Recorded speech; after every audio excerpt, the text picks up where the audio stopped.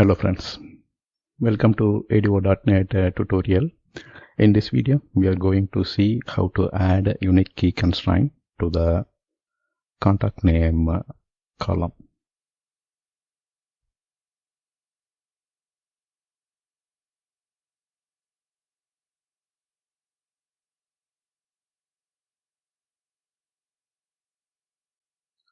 So here if you see,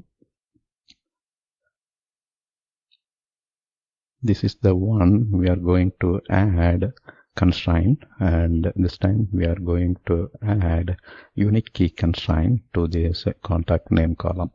So when you are adding the customer to the customer's data grid view, this time the grid will not allow entering the duplicate on the customer name. Now let's see how to do that. The data table provides constraint collection. So it's the collection, right? So the collection is constraints, and to this collection we can add multiple constraints. The data table provides constraints collection, and through which we can add multiple constraints to a data table, right? So be it a unique constraint or primary key constraint, whatever constraint you want to add, you can add that to the constraint collection exposed by the data table. In ADO.NET, we are working with disconnected data.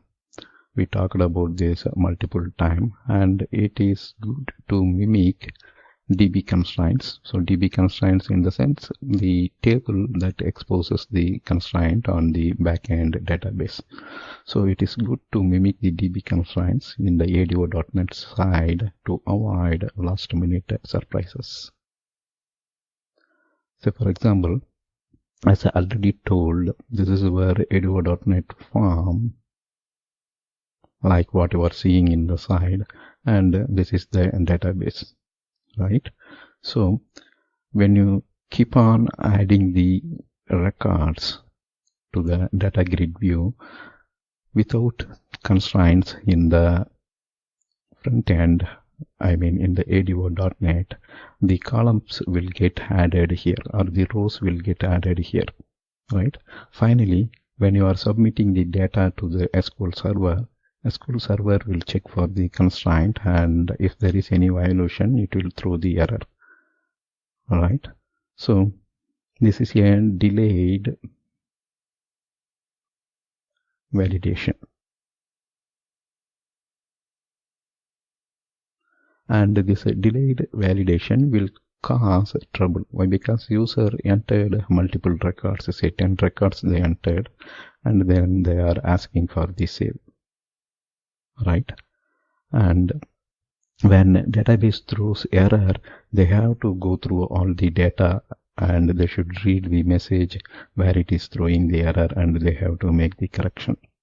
So that's why we need to mimic the DB constraint on the ADO.NET side. And let's say the insertion of a third record is giving the violation error. So if that is shown when user clicks the add customer button itself, then it's a time-saving validation, right? Here we are doing the validation when entering the data in the front end itself. All right. Odd method of constraints collection takes 3 parameters. One is the constraint name. Another one is to which column you want to apply. Here you can add any constraint name. Say for example, CustUQ, stating that the customer name is unique, right? Or name unique. Like that you can specify a name. Then you can decide which column you want to apply the constraint. Then you can send true or false. So if you send true as the parameter, the constraint will be treated as a primary key constraint, and if you send false to the parameter, it will be considered as a unique key. We will apply unique key constraint to contact name column in this video and see how the application is behaving.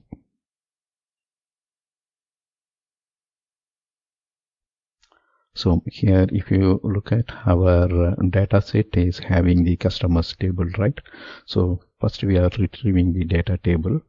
Then once data table is in hand, we are using the columns collection and picking the specific column, and we are naming this as contact column. Why? Because we are picking the contact name here. Next, DT customer, this is data table, right? We are making use of the constraints collection, then calling the add method. And this is the constraint name, UK contact. And if you see, constraint name, and we are applying that to the contact column, which we retrieved from the data column of the data table, and the data table was retrieved from the data set. Right. Finally, we are passing the false, stating that we want to use unique constraint. Now let's go to the demo and implement this code change. So this is our form, and here we are implementing the add unique key. Let's save the content, and as you see, when we click the add unique key, we are adding the unique key constraint to the contact name field. For now, let me comment this.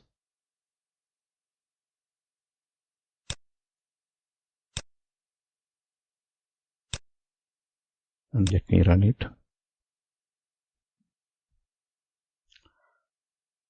Load customer, and at this time it will allow duplicate contact name. So let me say ID as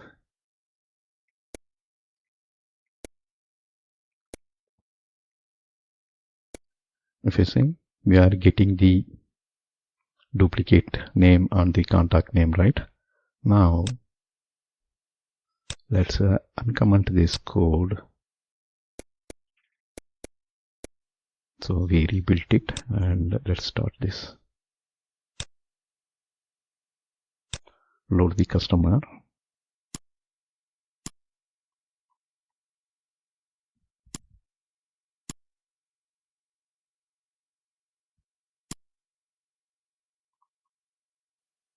In just giving some number, and here we are choosing add customer. And if you see, since we have Mary Sevely, and before adding this, we need to add a unique key constraint to the table. So I'm clicking this button, and if you see, now our table is having the unique key on this. Let's click add customer, and if you see, we are getting the exception message because we are already handling that on add customer button. And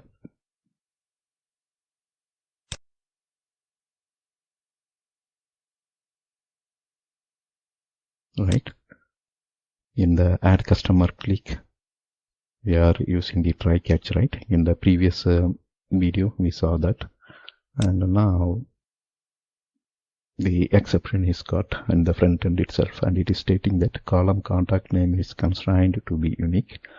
Value Mary Sevely is already present, right? So we cannot add it.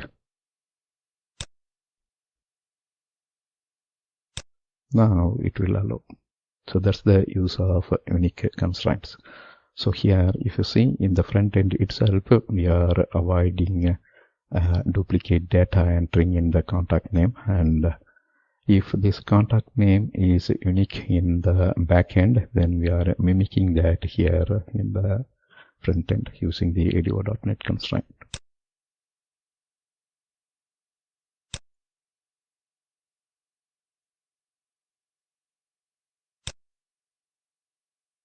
That's all here in this video. Thank you for watching. Bye.